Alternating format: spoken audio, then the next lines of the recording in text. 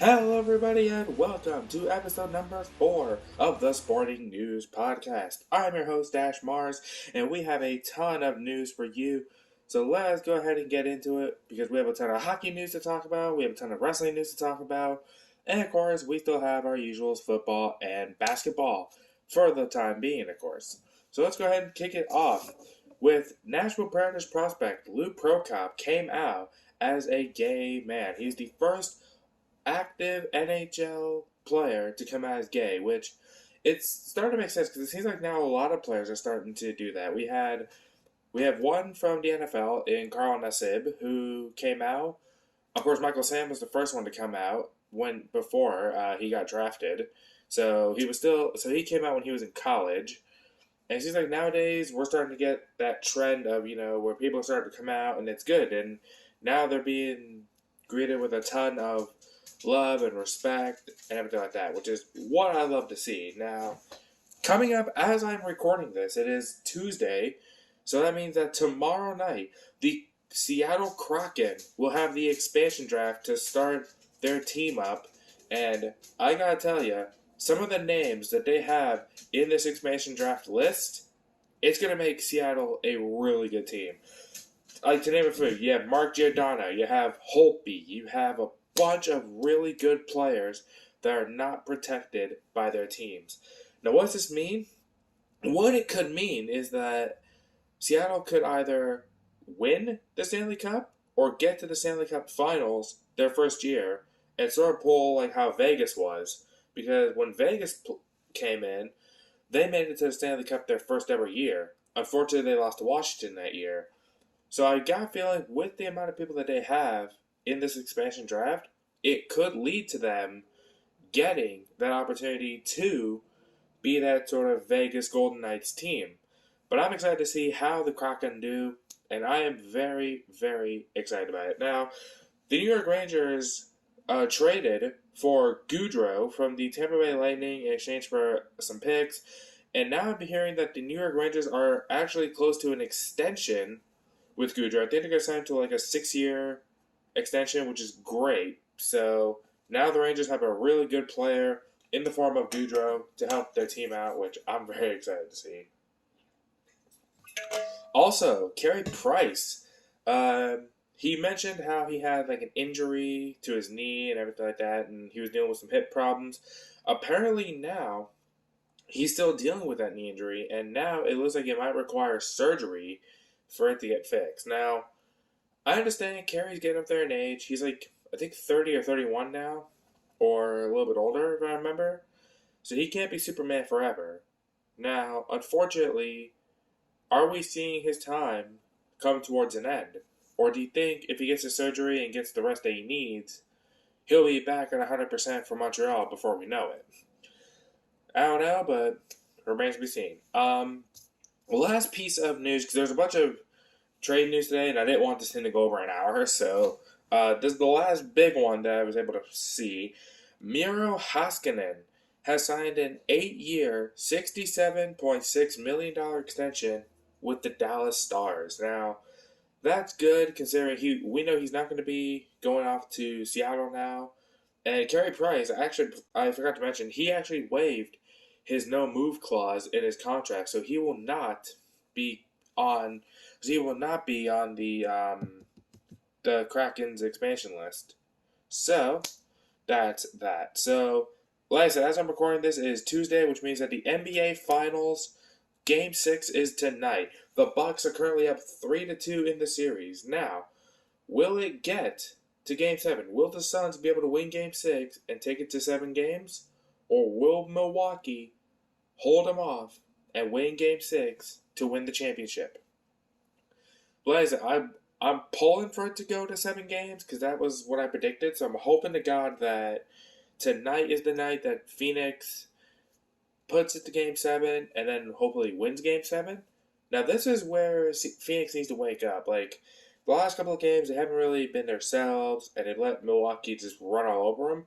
So this is where I feel like this is their time to shine. And I feel like they're going to pull it. And I feel like they could come back and pull it off. But remains to be seen.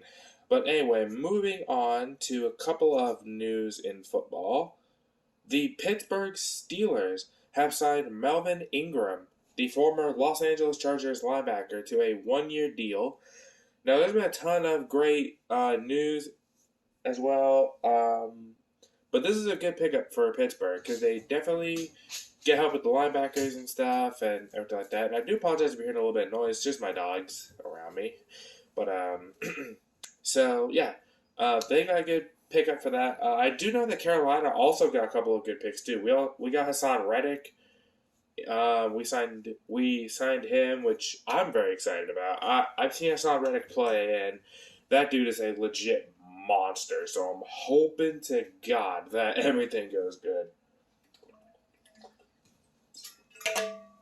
Also, another big thing, Aaron Rodgers. We know the struggles he's had all year, refusing to play for Green Bay, wanting to be traded, and everything like that. Well, apparently, the Green Bay Packers wanted to offer him a 2-year extension that would make him the highest paid quarterback, or one of the highest paid quarterbacks, in the NFL. And he turned it down. My thing is this. Will Aaron Rodgers play this year? Or is he going to try and pull the Le'Veon Bell card, sit out, and just hope that he gets traded somewhere? My thing is this, I don't think he's going to go to San Fran because you got Trey Lance. Although you could give him Aaron Rodgers, even though you have Garoppolo and stuff like that, like you have the talent that you need for Trey Lance. So I don't think he would go there. I could probably see him maybe going, I don't think to New England, because I don't think Belichick would want him. And he's already got Cam and he's got Mac Jones that they drafted. I cannot see him going to Jacksonville because they got Trevor Lawrence, even though it would be great help for Trevor Lawrence. But again, with all the issues I mentioned with Jacksonville before, Rodgers would probably just get sandwiched. I don't know, man. I don't know where would be a good fit for Aaron Rodgers. I'm pretty sure somebody would be glad to pick him up. I know if Tampa Bay didn't get Tom Brady, I'm pretty sure they would have tried, but they do have Brady for another year, I believe, so who knows. But, yeah, I think it's going to be that situation where he's going to sit out until Green Bay trades him, and then once that happens, he'll play for that new team. But it's going to be very, very interesting this season to see how everything goes out, and the other biggest thing, too, is will he still perform at a high level with that new team? Or will he just flounder? And then this could be the time where he could announce his retirement and maybe go be the host of Jeopardy. Who knows? But anyway, that's all for the NFL. We're going to move into WWE news now. And there is a lot of it. As we saw, Money in the Bank was Sunday night. And it was a hell of a card. We had Roman versus Edge for the Universal title. We had the men's, the women's Money in the Bank ladder matches. The Usos won the SmackDown tag titles, which it doesn't make sense. Usos, Jimmy had a DUI a couple of weeks ago, and you reward him with a championship. What the hell? And also, what I don't get is the fact of that Rey and Dominic were actually decent champions, and they did very well with those titles, and you give it to a guy who's had multiple DUIs. But yet Jeff Hardy has had multiple DUIs in his past, and yet he learned from those mistakes. I really don't get it. I understand the Usos are a good tag team, I really do, but it comes at a terrible time when Jimmy just had a DUI 2 weeks ago, and now he's getting the tag team titles.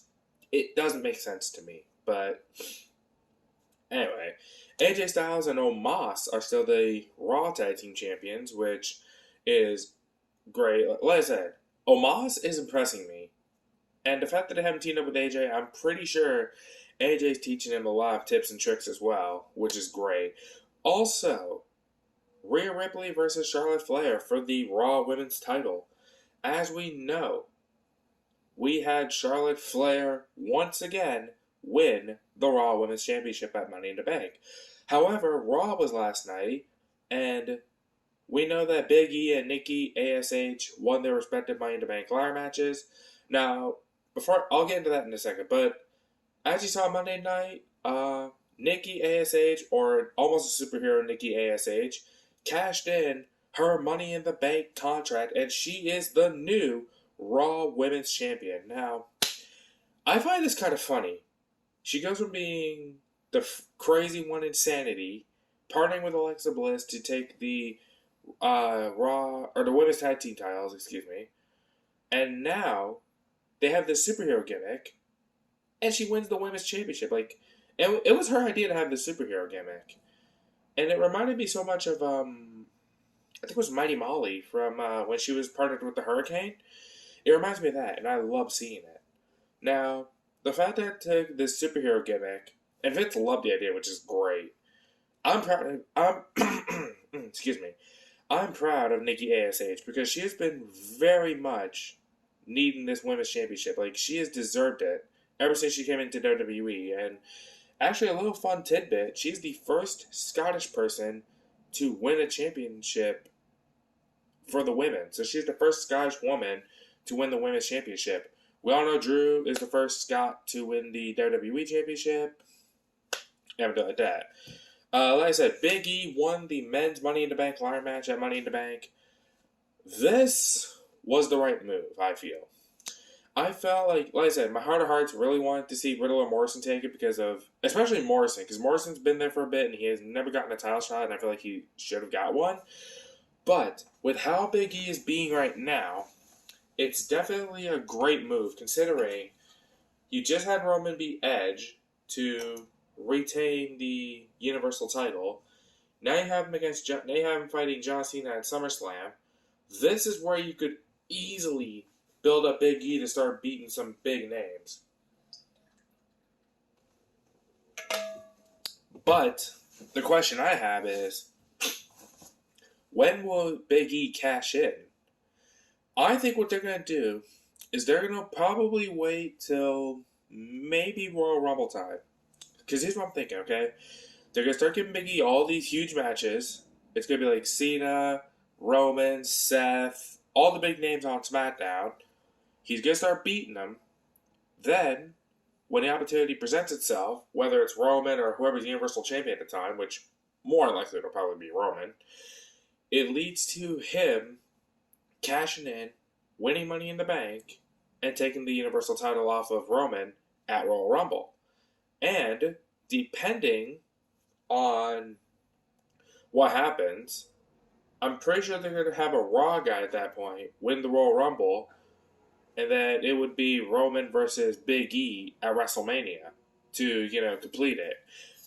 But also, that could be a good thing, too, is having cash in at WrestleMania. But I don't know. I'm leaning towards Royal Rumble to WrestleMania time is when Big E might cash in, but we don't know. So hopefully it turns out good. Also, John Cena has come back, which, like I said, he's been out for 16 months due to COVID and everything like that, and he actually lives up here in Canada. I think he's in BC if I remember, but glad to see him come back. He's always been one of my favorite performers, especially with the kids and stuff. I love what he does with the Make-A-Wish and everything. But back in 03, 04, when he was the Doctor of Thugonomics, that was one of my favorite gimmicks of his that he ever had. And then, of course, as we saw again Monday night, Keith Lee came back. Thank God. We have been wondering like hell when Keith Lee was coming back.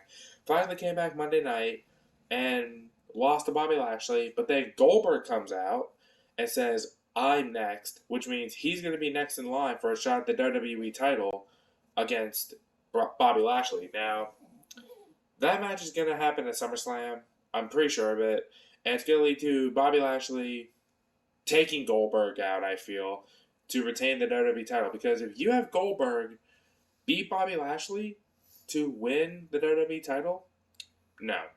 I think what they're going to do is they're going to save up Lashley as champion. They're going to have him keep the belt for as long as they can.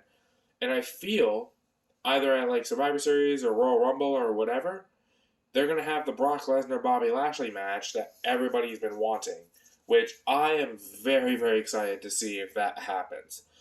Okay, so I think my last little tidbit here, Jeff Hardy. As we saw, the fans are back. They came back on Money in the Bank. They're back on Raw. Jeff Hardy, No More Words, comes back. Now, he did tease that when the fans came back that this was going to be his new theme. I'm very fucking excited because, to me, No More Words was his best WWE theme ever. But, of course, when he was in TNA, he also did all the songs himself there, which are really good. Like Similar Creatures, Time and Fate, Another Me, which is actually my favorite Jeff Hardy theme song from TNA. And everything like that. So the fact that he brought No More Words back, I'm very, very stoked because now hopefully this means that they'll push Jeff a little bit and everything like that. But who knows?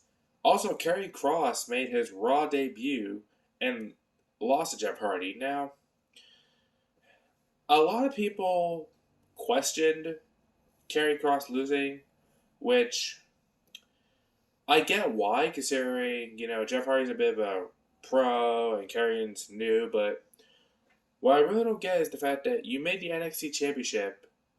Like, I know he's NXT champion, but the fact that you made it look bad on live on TV like that makes him look weak. So I can see where people are mad in that regard, but also at the same time, I felt like because they brought Jeff Hardy back with No More Words, they would give him the win. Now, what I'm feeling is, will Hardy get the push now that the fans are back into the buildings? Will he get the push that people want him to have? Do you think he'll get that last WWE title run because No More Words is back? And now what does it mean for Karrion Kross? Will he go down to NXT, lose the title, and then come back on Monday Night Raw? I feel like that might happen, considering he made his debut, and he's still the NXT champion. But what I feel is that he'll lose the NXT title at the next NXT event that they have. He'll lose the rematch, and then get called up to Monday Night Raw. Now, if that's the case, this is going to be awesome, because Karrion Kross has been one of those guys that I've been very much excited to see make his main roster debut, and I, for one, cannot wait to see what he can do on the main roster. But anyway, I hope you enjoyed this episode of the Sporting News Podcast. A lot more news today than we did last week, so that's great, for me at least. Like I said, the NBA Finals are close to an end, so we might get more, trade talk, free agent talks, and stuff like that, just like we're doing with the NHL now. So that's good. But I hope you guys enjoyed this. And if you did, feel free to show some love and support. I greatly appreciate it. And until next time, it is Dash March for the Sporting News Podcast, signing off.